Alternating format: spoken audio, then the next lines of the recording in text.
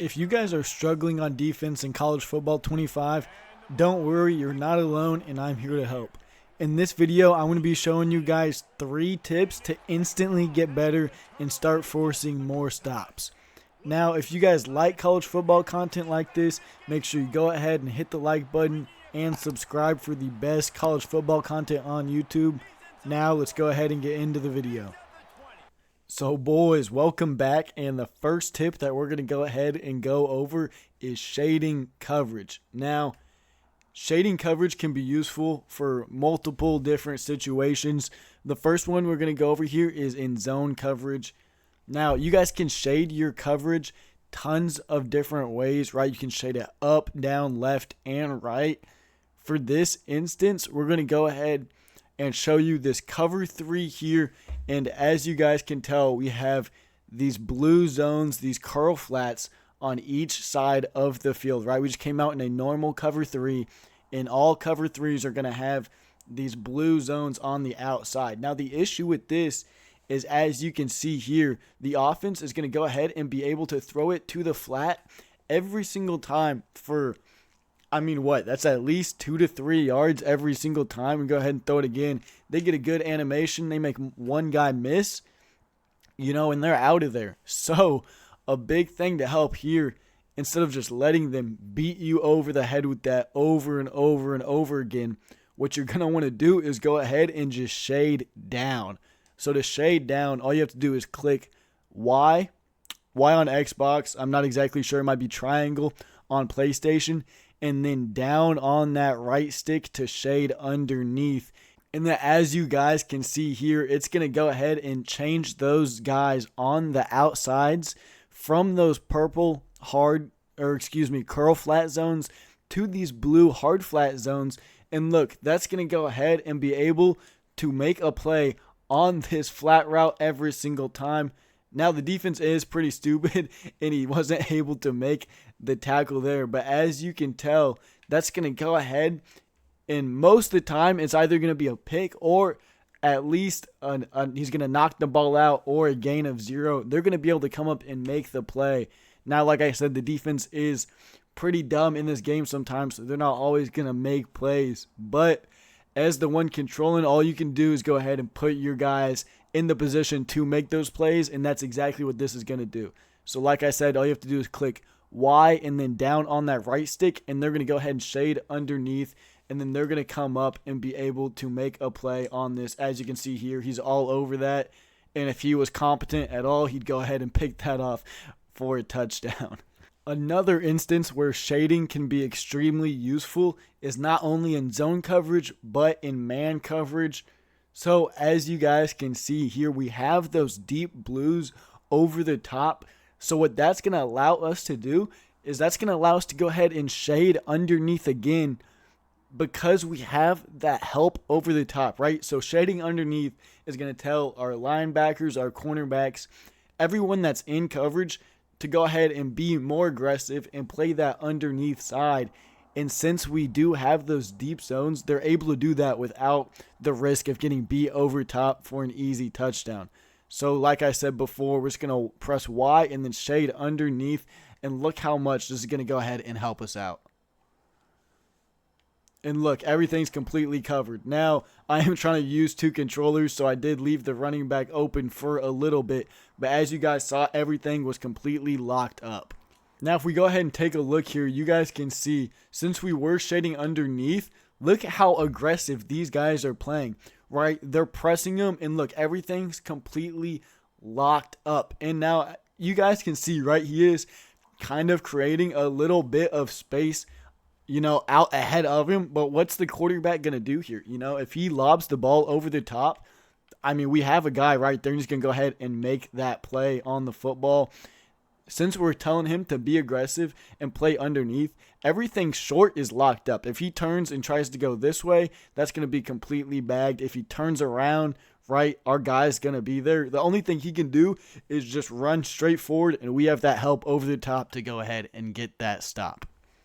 Now, although this is very useful when you do have these deep zones and situations like that, but you need to be really careful, because if, say, you don't have any help over the top, let's go ahead and just blitz these guys just to show you what that would look like. We're going to put them in a hook curl. If we shade underneath here, then they're going to be able to beat us over the top, and they're going to be able to lob that ball over for an easy touchdown. So, you know, that's kind of the cat and mouse game, right, of the whole, of defense, of football, right, is you need to be smart and you need to try to figure out what your opponent's trying to do, but you can't be shading underneath if you don't have that help over the top, because if you do, looky here, they're going to have an easy touchdown every single time because we're too busy trying to play underneath. So you do need to be smart with it, of course, but like I said, that's just kind of the cat and mouse game of college football, of football in general. Now, the next tip I have for you guys is utilizing your zone drops. I'll go ahead and show you what that is in just a second, but this is what, you know, is probably happening to you a lot, especially if you're not utilizing those zone drops. As you can see here, we're going to come out in a cover 2 look on defense, and on offense, we're going to come out in just the simple stock flood play, and this is absolutely going to tear up most defenses, because especially if you don't have your zone drop set, they're going to be able to throw it to this A receiver, and he's going to get over the back of our defender's head every single time. We'll go ahead and show it to you here just to prove that if you're not using your zone drops, they're going to get that every single time. Now, the defense was able to get pressure and was able to take him down, but he was wide open. We'll go ahead and try it again just to show you guys that, you know, if you have time in the pocket, they're going to get that every single time. Now, to go ahead and stop this, like I was saying, what you need to make sure you're doing is going ahead and utilizing these zone drops. As you guys can see, down on the right stick is for those coach adjustments. So you're going to want to go ahead, click that down, and then boom, here we have it, the coach adjustment screen. Now this has a whole lot of stuff you can go ahead and change. We can get in a whole nother video for that, as it is a little bit confusing, but what we are going to look at here is the zone drops for the flats, curl flats, and hooks. Now, what's really important about this is you need to make sure you know what zone you are changing. Now, for the flats, that's going to be those lighter blue zones on kind of the outside of the defense. Those are for your hard flats, cloud flats, and things like that. Typically, the hard flats play between 0, but typically more around 5 yards. And then your cloud flats are usually around 5 to 10.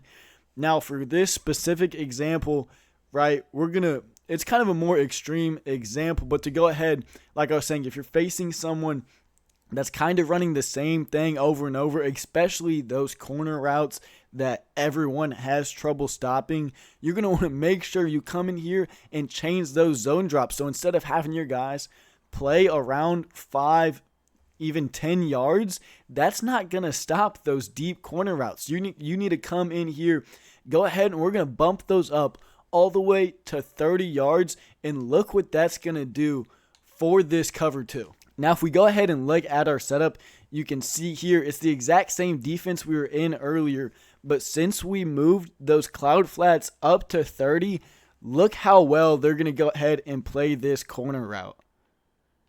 And boom, this guy's back there, and he's able to make a play on the football. No stock coverage is just going to go ahead and bag this every single time.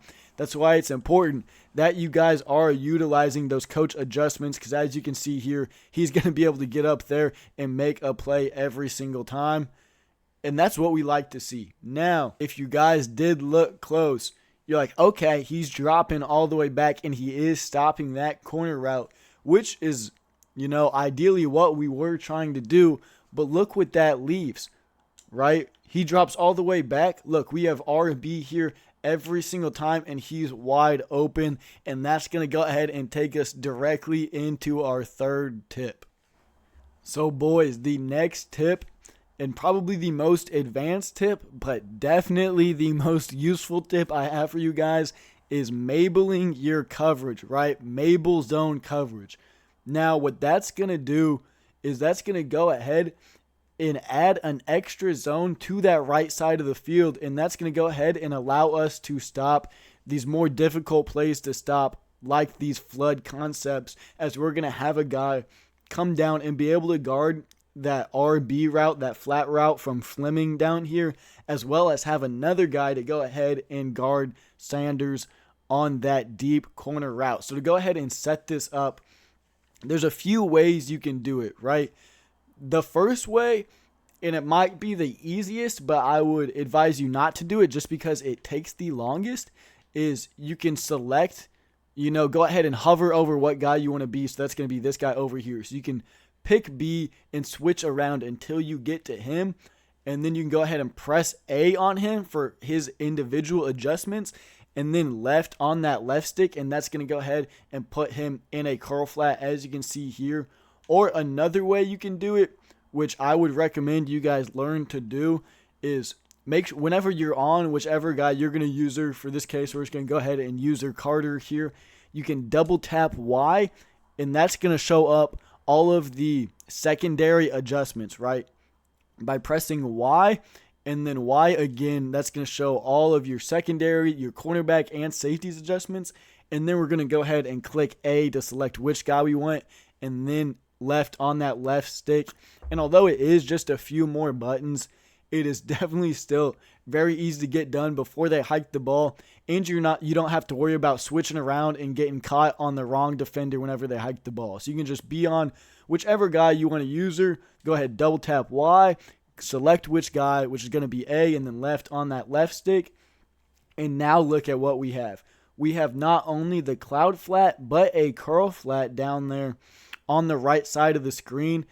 And that's going to go ahead and be able to stop these flood concepts, especially those very difficult, deadly corner routes that everyone runs. So let's go ahead and show you guys what this will look like, right? We're in the exact same play as we were earlier. Let's just watch, right? Make sure we're watching that corner route and that flat route, and we can see how bagged they get. As you can see, absolutely nothing is open. We can go into replay just to show you how well that played in. And that's going to go ahead and completely bag this entire route combo, right? By mabling this side of the field, which is what this is called, as I was saying earlier, we have a flat zone, we have our curl flat, and then we have our deep blue, and that is going to completely bag everything on the right side of the field. Now, kind of the last little, bonus tip I have for you guys is make sure, right, the biggest thing you can do on defense is make sure you're reading and reacting to the offense, right? Because if we come out and cover 2, right, stock cover, it doesn't matter if it's stock cover 2, it doesn't matter if you have your zone drops set all the way to 30 and giving up the flat routes, it doesn't matter if you're double mabling and leaving stuff over the middle. If you come out and you're doing the exact same thing every single play, eventually the offense is going to figure out what you're doing, and they're going to be able to make plays.